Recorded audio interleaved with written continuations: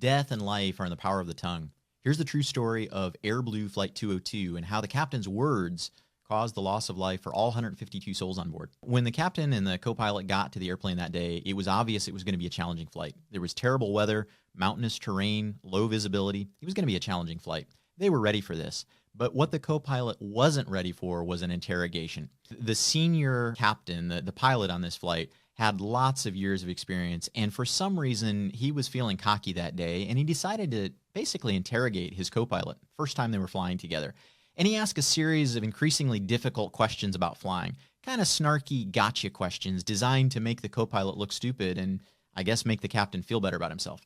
Well, you can imagine how this played out. The co-pilot basically shut down and became increasingly uncomfortable, embarrassed, and just sort of took a passive role in this conversation. Now, how do we know this? Well, unfortunately, these words were preserved on the cockpit voice recorder that they found after the crash. As the flight wore on, the visibility got worse, and the captain became more and more arrogant and actually started doing things his own way and violating clear policies of the airline that they were working for. Now, the co-pilot should have stepped in when the pilot made some of these foolish mistakes and did some careless things that really put the whole flight at risk. But remember how the first half of the flight went. Would you have wanted to challenge this arrogant bully captain that's flying beside you? So he kept his mouth shut. He did ask a few questions, but it was clear that he was unwilling to directly challenge the captain at this point in the flight. Eventually, in bad weather, they flew right into the side of a mountain, and all 152 souls on board were lost. It's a terrible story, but think about your situation. Now, your office maybe isn't 30,000 feet in the air, and you probably aren't responsible for the lives of 150 people right behind you.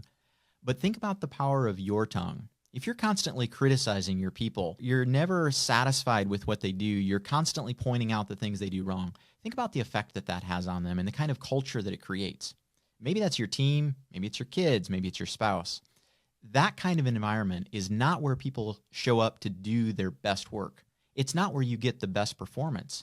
It's certainly not where people go to thrive. That kind of an environment causes people to keep their heads down and just sort of tries to stay out of your way and not make you mad.